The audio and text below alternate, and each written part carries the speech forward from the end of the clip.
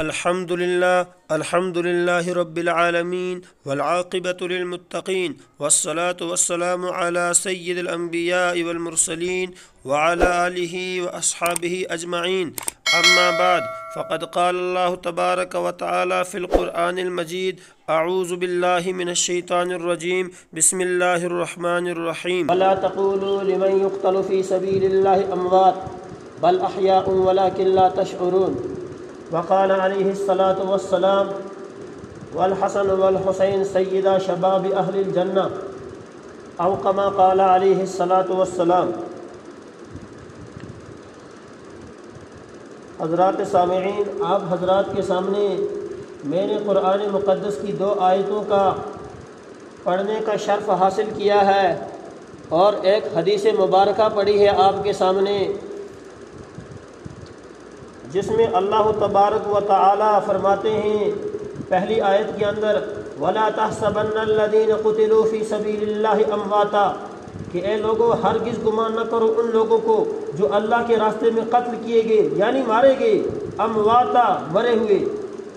یعنی ان کو مردہ گمان نہ کرو. اور دوسری آیت میں نے جو پڑھی اس میں اللہ تبارک و تعالی فرما رہے ہیں: وَلَا تَقُولُوا لِمَن يُقْتَلُ فِي سَبِيلِ اللَّهِ أَمْوَاتًا، کہ ہرگز تم ان لوگوں کو نہ کہو جو مر گئے اللہ کے راستے میں، کیا نہ کہو؟ اموات یعنی مردہ، ہے نا. وَلَا تَقُولُوا لِمَن يُقْتَلُ فِي سَبِيلِ اللَّهِ أَمْوَاتًا، پھر آگے فرمایا: بَلْ أَحْيَاءٌ عِندَ رَبِّهِمْ يُرْزَقُونَ، بلکہ وہ تو زندہ ہیں. کیا ہے؟ بلکہ وہ زندہ ہیں. بَلْ أَحْيَاءٌ، بلکہ زندہ ہیں، ہے نا. اور اللہ کی طرف سے ان کو رزق دیا جاتا ہے. اور میں نے ایک حدیث مبارکہ آپ کے سامنے پڑھی جس میں حضور پاک صلی اللہ علیہ وسلم نے ارشاد فرمایا: الحسن والحسین سیدا شباب اہل الجنہ، کہ حضرت حسن اور حضرت حسین رضی اللہ تعالیٰ عنہما یہ دونوں جو ہے یہ جنت میں نوجوانوں کے سردار ہوں گے. بہرحال ہر شخص کو یہ معلوم ہے کہ محرم کا مہینہ چل رہا ہے، اسلامی مہینہ، اسلامی مہینے کے اعتبار سے پہلا مہینہ ہے نا. تو اللہ تبارک و تعالیٰ سے درخواست ہے کہ اللہ تبارک و تعالیٰ ہمارا یہ اسلامی نیا سال اچھا نکالے. پچھلے سالوں میں پتہ نہیں ہم نے کیا کیا گناہ کیے ہوئے ہوں گے، لیکن سب گناہوں سے تائب ہو کر اس سال ہم اللہ تبارک و تعالیٰ کی بڑائی اور کبریائی بیان کرتے ہوئے، ہے نا، اور اللہ تبارک و تعالیٰ کے سامنے سجدہ ریز ہوتے ہوئے اپنی زندگی کو آگے چلائیں گے، کیونکہ یہ سفر جو ہے یہ دنیاوی سفر ہے. بہرحال اس کو تو آگے چلنا ہی ہے، موت کا وقت متعین ہے. بہرحال میں نے جو ہے آیت تلاوت کی، یہ ماہ محرم کے مناسبت کے اعتبار سے بیان کی میں نے. یوں تو محرم کے مہینہ اتنا افضل مہینہ ہے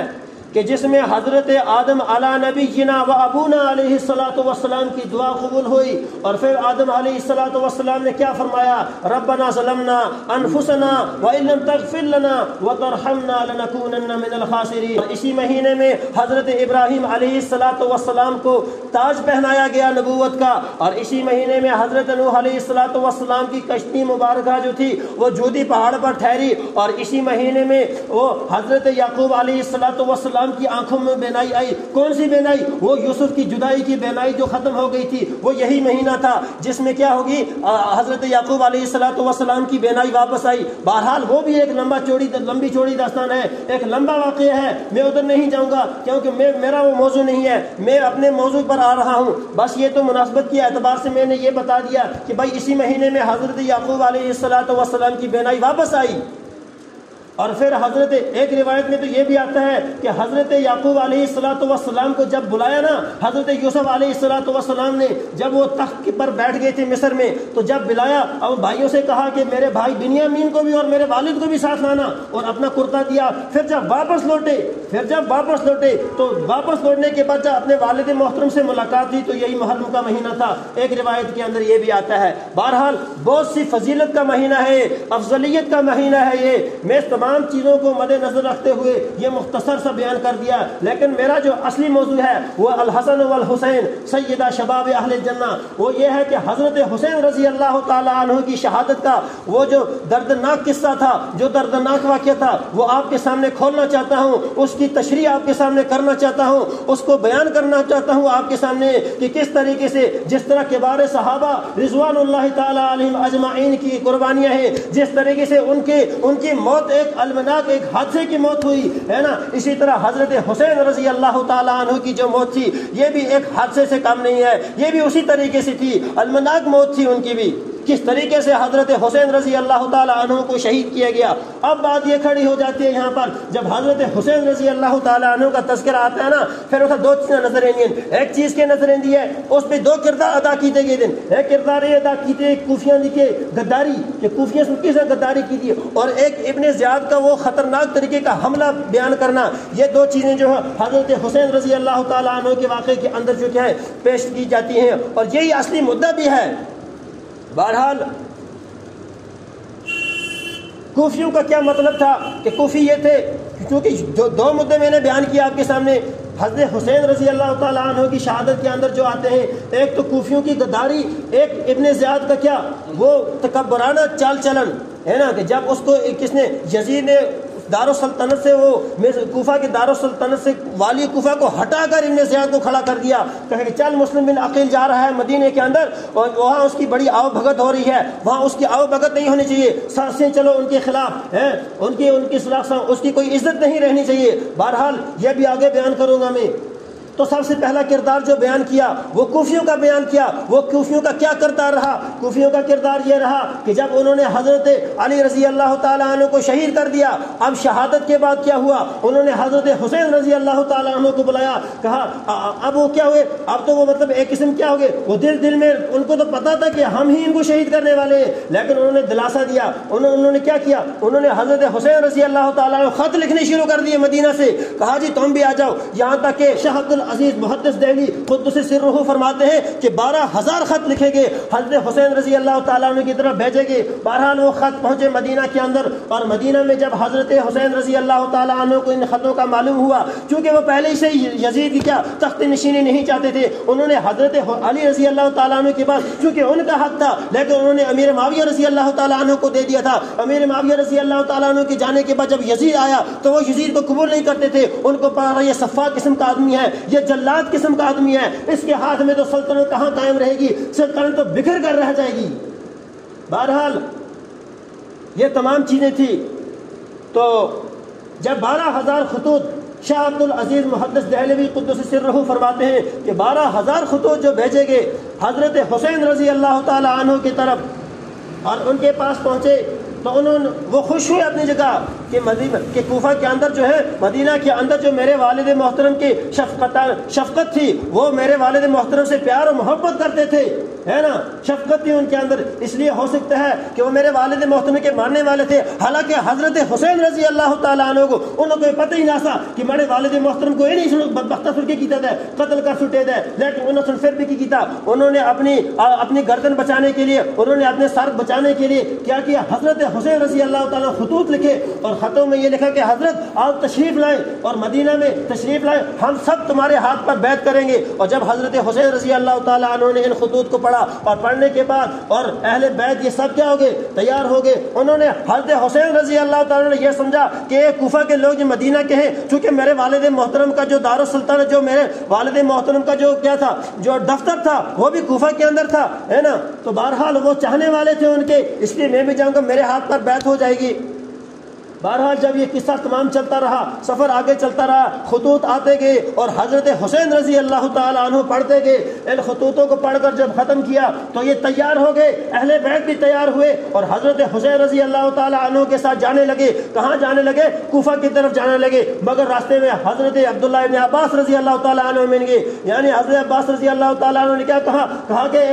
حضرت آپ کہاں جا رہے ہیں؟ حضرت حسین رضی اللہ تعالیٰ عنہ سے کہا آپ کہاں جا رہے ہیں؟ کہا کوفہ کی طرف۔ کہا مت جاؤ، کوفہ کی طرف نہیں جانا ہے۔ کہا بات کیا آخر؟ بات تو بتاؤ، کوفہ کی طرف کیوں نہیں جانا ہے؟ کیا وہ لوگ آپ کے خون کے پیاسے ہیں، وہ آپ کو قتل کر ڈالیں گے؟ لیکن حضرت حسین رضی اللہ تعالیٰ ارادہ کر چکے تھے، چونکہ تقدیر تدبیر پر غالب آ چکی تھی۔ اب آپ حضرات کہتے ہیں کہ مولوی صاحب یہ کہہ رہے ہیں کہ تقدیر تدبیر پر کیسے غالب آتی ہے؟ ہاں، تقدیر اللہ کی ہوتی ہے، تدبیر بندے کی ہوتی ہے۔ تقدیر اللہ پر غالب، تقدیر جو تھی وہ تدبیر پر غالب آ گئی تھی۔ کیوں؟ اس لیے کہ وہ اس طرف دیکھو، پیچھے میں اس کی ایک مثال دیتا ہوں کہ حضرت ابراہیم علیہ السلام کی تدبیر کچھ اور تھی، لیکن اللہ کی تقدیر کچھ اور تھی۔ حضرت ابراہیم علیہ السلام اسماعیل علیہ السلام کو لٹا کر کچھ اور کرنا چاہتے تھے، لیکن اللہ کی تقدیر کچھ اور تھی، تدبیر وہاں کام نہیں آئی، تقدیر غالب آ گئی۔ جب چھری چلی تو پٹی آنکھوں سے کھولی تو دیکھا حضرت اسماعیل علیہ السلام تو بائیں طرف کھڑے ہیں۔ وہ کیا مطلب تو یہی ہوا کہ تدبیر کا تقدیر غالب آ گئی تھی، اور یہاں یہ بھی یہی ہوا تھا کہ حضرت حسین رضی اللہ تعالیٰ عنہ پر تقدیر غالب آ گئی تھی۔ تدبیر یہاں کیا کام کر سکتے تھی؟ بہرحال ان کو بہت سمجھایا بجھایا اور کہا حضرت ابن عباس رضی اللہ تعالیٰ کہ حضرت آپ وہاں تشریف نہ لے جاؤ، آپ کے خون کے وہ لوگ آپ کے خون کے پیاسے، وہ تو آپ کو قتل کر ڈالیں گے۔ لیکن پھر انہوں نے انہوں نے مشورہ کیا، اور مشورے کے اندر مسلم بن عقیل رضی اللہ تعالیٰ عنہ کو ان کا کیا LG بنا دیا گیا، ان کا کیا وکیل بنا دیا گیا، اور وکیل بنایا۔ ان کو یہ ہدایت کی گئی کہ آپ جاؤ اور آپ کوفہ کے اندر جا کر پہلے یہ معلوم کرو کہ جن لوگوں نے یہ خطوط لکھے ہیں کیا یہ خطوط واقعی میں سچے ہیں یا جھوٹے ہیں۔ ہو سکتا ہے یہ ان لوگوں نے خطوط لکھے ہوں جو میرے والد کے قاتل ہیں، اب ان کو خود پتہ نہیں تھا یہ کوفہ والے جنہوں نے خط لکھے وہی قاتل ہیں ان کے۔ بہرحال مسلم بن عقیل رضی اللہ تعالیٰ عنہ کو اس کام کے لیے چنا گیا، وہ وکیل بنائے گئے، اور جب مسلم بن عقیل رضی اللہ تعالیٰ عنہ وکالت لے کر نکلے کوفہ کی طرف تو ان کے بچے بھی ساتھ رونے لگے، کہا ابا جان ہم بھی چلیں گے آپ کے ساتھ۔ لیکن مسلم بن عقیل رضی اللہ تعالیٰ عنہ نے کہا نہیں بچوں کہ میں واپس آؤں گا، اور میں واپس آ گئے اس کے بعد ہم سب اکٹھے جائیں گے۔ لیکن بچوں نے ایک نہیں مانی، یہاں بھی وہی بات ہو گئی تھی، تدبیر غالب آ چکی تھی، اور کس کو کیا پتا تھا یہ ننھے منھے پھول حضرت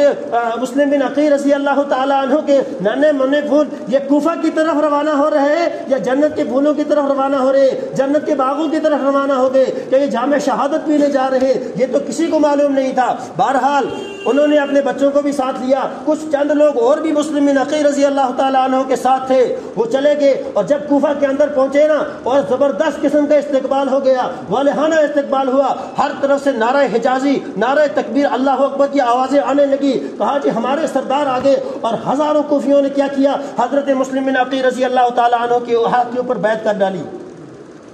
اور پھر جب حضرت مسلم بن عقیل رضی اللہ تعالیٰ عنہ نے یہ دیکھا کہ میرے ہاتھ پر تو درجنوں لوگ کیا بیعت کر چکے ہیں، سلطنت تو ہمارے ہاتھ میں ہے۔ اب مسلم بن عقیل رضی اللہ تعالیٰ عنہ کو مت پتا تھا کہ ان کے دماغ کے اندر کیا چل رہا ہے، ان کی کیا شورشیں ہیں۔ بہرحال جب انہوں نے دیکھا کہ ہر طرف سے لبیک کے نعرے لگ رہے ہیں، ہر طرف سے حضرت حسین رضی اللہ تعالیٰ عنہ کے چرچے ہیں، ہر طرف سے کیا بیعت ہو رہی ہے میرے ہاتھ کے اوپر، تو انہوں نے خط لکھنا شروع کر دیا کہ خط لکھوں حضرت حسین رضی اللہ تعالیٰ عنہ کے کہ حضرت آپ تشریف لائے اور یہاں پر میرے ہاتھ پر ہزاروں کوفیوں نے بیعت کی ہے، اور یہاں آ کر آپ اپنی سلطنت کو قائم کریں۔ اور کوفیوں نے یہ بھی کہا ساتھ میں کہ آپ حضرت حسین رضی اللہ تعالیٰ عنہ کو بلائیں اور بلا کر ادھر لائے، ہم ان کے ہاتھ پر بیعت بھی کریں گے، ہم حضرت علی رضی اللہ تعالیٰ عنہ کا قصاص بھی لیں گے، ہم ان کے قاتلوں سے لڑیں گے۔ ان کا کیا مطلب تھا، بہرحال شورشیں کیا تھی، ان کے دل کے اندر کیا چل رہا تھا واللہ عالم، لیکن بظاہر تو یہی بات ہوئی۔ مسلم بن عقیل رضی اللہ تعالیٰ عنہ تو یہی سمجھے نا، یہی بات تو ان کے ذہن میں آئی کہ ان لوگوں نے تو ہاتھ پر بیعت کر لی ہے، اب یہی ہوگا کہ حضرت حسین رضی اللہ تعالیٰ عنہ تشریف رہے اور ہم اپنی سلطنت کو قائم کریں گے یہاں پر۔ اب یہ بات ہو گئی تو حضرت نے خط لکھا، حضرت نے جو یہ خط لکھا حضرت حسین رضی اللہ تعالیٰ عنہ کو خط پہنچ گیا حضرت حسین رضی اللہ تعالیٰ عنہ کے پاس، انہوں نے بہرحال خط کو پڑھا،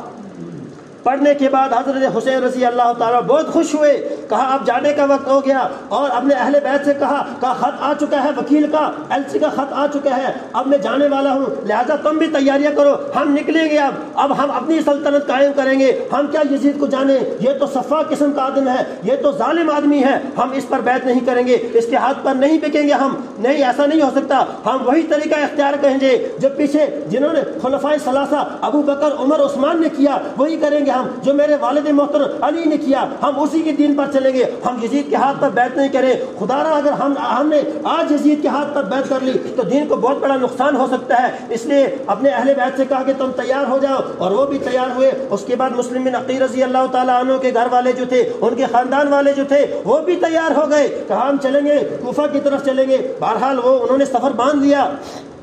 لیکن سفر باندھے وقت کیا ہوا، حضرت حسین رضی اللہ تعالیٰ عنہ اور وہ اپنے نانا مبارک کی قبر پر گئے، انہوں نے کہا کہ پتہ نہیں اب یہ سفر آخری ہوگا، یہ کیا میں آخری جا کر وہاں حاضری دے دوں، یہ آخری حاضری ہوگی، اب آنا نصیب ہو یا نہیں، پتہ نہیں ان لوگوں کے دلوں میں کیا ہے۔ بہرحال شورشیں تو بھڑک اٹھی تھی، پر ہر طرف سے یہی چرچا تھا سلطنت کا، لوگ ایک دوسرے کے خون کے پیاسے ہو گئے تھے۔ بہرحال یہ قصہ چلتا رہا، یہ پورا سفر چلتا رہا، حضرت حسین رضی اللہ تعالیٰ عنہ اپنے نانا مبارک کی قبر پر آئے اور روئے کہ یہ نانا جان کہ اب میں جا رہا ہوں ایک ایسی سلطنت قائم کرنے کے لیے، بس یہی ہے کہ میرا سلام قبول کر لیے۔ آخری بار جب حضور پاک صلی اللہ علیہ وسلم کی قبر پر گئے اور حاضری پیش کی اور اس کے بعد لوٹنے کے بعد بہرحال جب حاضری دی، یہ بھی ایک طویل واقعہ ہے، اگر میں اس کی طرف جاؤں تو میں اپنے موضوع سے انحراف کر ڈالوں گا۔ کچھ اور واقعہ ہو یہاں پر، کس طریقے سے روتے گئے وہ، پھر کون آیا ان کو اٹھانے کے لیے کہ حسین اب چلیے وقت ہو چکا ہے، اب کیا بات کر رہے ہو، چلو جلدی نکلو، وہاں لوگ بکھر جائیں گے، وہ تتر بتر ہو جائیں گے، ان کا کوئی والی نہیں ہے۔ کہتے ہیں نا جس قافلے کا کوئی سردار ہونا وہ نہ ہو وہ قافلہ بگڑ جاتا ہے۔ وہ لوگ کہنے، پھر لوگوں نے وہاں کہا کہ لوگوں نے کیا کہا حضرت حسین سے کہ آپ جلدی تشریف لائیے۔ لوگوں نے مسلم بن عقیل رضی اللہ تعالیٰ کے ہاتھ پر بیعت کر چکے ہیں، ایسا نہ خدا را اگر آپ نہ گئے تو وہ یزید کے ہاتھ پر بک جائیں گے، وہ کوفی لوگ ہیں۔ بہرحال پھر کیا ہوا، ایک لمبی چوڑی داستان ہے، اس سے آگے چلتے ہیں۔ حضرت حسین رضی اللہ تعالیٰ عنہ حاضری دے کر واپس آئے۔ اب جب حاضری دے کر واپس آئے تو اہل بیت کو بھی ساتھ اٹھایا، حضرت مسلم بن عقیل رضی اللہ تعالیٰ عنہ کے خاندان والوں کو، ان کے گھر والوں کو بھی ساتھ اٹھایا، اور اٹھانے کے بعد چلے، قافلہ نکلا کوفہ کی طرف، اور راستے میں خبر مل گئی کہ حضرت مسلم بن عقیل رضی اللہ تعالیٰ عنہ شہید کر دیے گی۔ اور جب یہ بات سنی تو حضرت کو بہت رنج ہوا، اور اہل بیت جو سے ساتھ میں تھے وہ تو واپس کہے حضرت اب تو چلتے ہیں، وہ لوگ تو ہمارے خون کے پیاسے ہیں، وہ ہمیں بھی مار ڈالیں گے۔ لیکن مسلم بن عقیل رضی اللہ تعالیٰ عنہ کے گھر والے ساتھ تھے، ان کے خاندان والے ساتھ تھے، انہوں نے کہا نہیں حضرت ہم نہیں جائیں گے، ہم بدلہ لیں گے حضرت مسلم بن عقیل رضی اللہ تعالیٰ عنہ کا۔ اور پھر مسلم بن عقیل رضی اللہ تعالیٰ جب وہاں گئے تھے، ان کے ساتھ پھر کیا واقعہ آیا، یہ بھی ایک لمبی چوڑی داستان ہے کہ ام ہانی کے گھر میں ٹھہرے، وہ جن لوگوں نے وہاں پر ان کے ہاتھ پر بیعت کی تھی وہ بیعت سے بکھر گئے۔ وہ جب یزید نے تقریر کی، یزید نے چونکہ والی کوفہ کو کیا کر دیا، معزول کر دیا تھا، اور معزول کرنے کے بعد ابن زیاد کو چڑھا دیا تھا، اور ابن زیاد کو کہا تھا کہ فٹافٹ جاؤ اور جلدی جا کر کوفہ کے اندر داخل ہو جاؤ اور لوگوں کے سامنے ایک خطرناک قسم کی تقریر کرو، اور یہ بات کہو کہ جس نے مسلم بن عقیل رضی اللہ تعالیٰ عنہ کے ہاتھ پر بیعت کی اگر دوبارہ اس کے ساتھ ملتے ہوئے نظر آئے تو انہیں قید کر دیا جائے گا، یہ پھانسی کے پھندے پر لٹکا دیا جائے گا۔ بہرحال خوف پھیلا دیا گیا تھا، ابن زیاد نے ایک ایسی تقریر کی تھی۔ بہرحال یہ مسلم بن عقیل کا واقعہ تھا، یہ بھی ایک لمبی چوڑی داستان ہے۔ میں آگے چلتا ہوں۔ جب حضرت حسین رضی اللہ تعالیٰ عنہ کو اس بات کی خبر ہوئی، یہ معلوم ہوا کہ حضرت مسلم بن عقیل رضی اللہ تعالیٰ عنہ کو شہید کر دیا گیا ہے، تو بہت رنج ہوا۔ اب اہل بیت بھی ساتھ میں تھے، اہل بیت نے کہا حضرت ہم تو واپس چلتے ہیں، کیونکہ حضرت مسلم بن عقیل رضی اللہ تعالیٰ عنہ کے ہاتھ پر جن لوگوں نے بیعت کی وہ تو غدار قسم کے لوگ نکلے، وہ تو ہمیں بھی مار ڈالیں گے، اس لیے ہم واپس چلتے ہیں۔ لیکن ہوا کیا، ہوا یہ آگے سے کہ حضرت مسلم بن عقیل رضی اللہ تعالیٰ عنہ کے گھر والے، ان کے خاندان والے وہاں ان کے ساتھ موجود تھے، انہوں نے کہا حضرت ہم واپس نہیں جائیں گے، اصل کو واپس گئی ضرورت نہیں، اصل کیسا اصل اپنا بدلہ کیسا، اصل مسلم بن عقیل رضی اللہ تعالیٰ عنہ اس دنیا سے چلے گئے، ان کو بے دردی سے شہید کر دیا۔ آخر بات کیا ہے، کیوں شہید کر دیا، ہم ان سے پوچھیں گے نا کیا بات ہوئی۔ لیکن حسین رضی اللہ تعالیٰ عنہ کو بھی یہی بات سوچی، انہوں نے کہا ہاں آپ لوگ تو ٹھیک کہہ رہے ہو، بہرحال یہاں سے واپس جانا ہمارے لیے گوارا نہیں ہے، ہم یہاں سے آگے چلتے ہیں۔ قافلہ چلتا گیا، وہ خطوط ساتھ لے کر گئے تھے حضرت حسین رضی اللہ تعالیٰ عنہ، اور جب مدینہ کے قریب پہنچے، یعنی کوفہ کے قریب پہنچے، اور کوفہ کے قریب پہنچنے کے بعد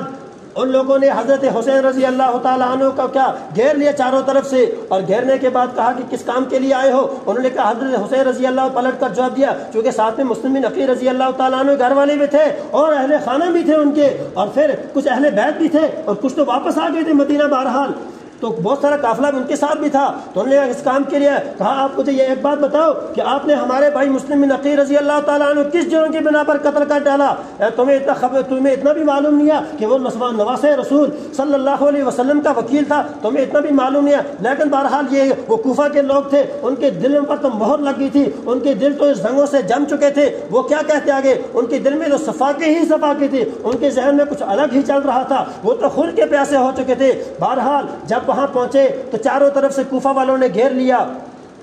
مگر یہ بھی ساتھ میں ہوا کہ جس وقت حضرت حسین رضی اللہ تعالیٰ نے کوفہ کے اندر داخل ہوئے نا تو ابن زیاد پہلے ہی داخل ہو چکا تھا۔ حضرت حسین رضی اللہ تعالیٰ عنہ نے کہا کہ میں یہ بات پوچھنا چاہتا ہوں تم سے کہ تم نے میرے بھائی مسلم بن عقیل رضی اللہ تعالیٰ عنہ کیوں قتل کیا؟ اور یہ باتیں ہو رہی تھی کہ انہوں نے کہا نہیں حضرت آپ تو بڑے نعوذ باللہ دجل سے کام رہے ہیں، آپ تو بری بری باتیں کہہ رہے ہیں، ہم نے کہاں قتل کیا مسلم بن عقیل کو، کسی اور نے کیا ہوگا۔ بہرحال وہ کوفہ والے تھے، وہ کوفی جو غدار تھے، پتہ چل چکا تھا، چونکہ خط کے اندر سارا تحریر تھا، ہے نا، خط کے اندر سب کچھ تحریر ہو چکا تھا، اور حضرت حسین رضی اللہ تعالیٰ عنہ کو یہ سب کچھ مطلب ان کے کان میں یہ باتیں پڑ چکی تھی کہ کنہوں نے حضرت مسلم بن عقیل رضی اللہ تعالیٰ عنہ کو کیا کیا، قتل کیا۔ بہرحال جب حضرت حسین رضی اللہ تعالیٰ عنہ وہاں پہنچے اور یہ باتیں کہی ان کے سامنے، جب سامنے یہ باتیں کہی تو وہ لوگ چونکہ حضرت حسین رضی اللہ تعالیٰ عنہ کے بھی خون کے پیاسے ہو چکے تھے، انہوں نے کیا کیا، انہوں نے گھیرا تنگ کر لیا حضرت حسین رضی اللہ تعالیٰ عنہ کا۔ پھر انہوں نے حضرت حسین رضی اللہ تعالیٰ عنہ کا جب گھیرا تنگ کیا، انہوں نے وہ مدینہ یونیورسٹی کی وہ تقریر انہوں نے شروع کی ان کے سامنے، کیا تمہیں پتہ نہیں ہے کہ میں کس یونیورسٹی کا طالب علم ہوں، جس یونیورسٹی کے پرنسپل تھے حضرت عثمان غنی رضی اللہ تعالیٰ عنہ تھے، اور اس یونیورسٹی کا طالب علم حضرت حسین رضی اللہ تعالیٰ عنہ ہیں۔ اس یونیورسٹی کے پرنسپل جو تھے وہ داماد رسول تھے، اور اس یونیورسٹی کے جو طالب علم تھے وہ نواسہ رسول ہیں، کیا تم ان کے خون کے پیاسے ہو چکے ہو؟ اور حضرت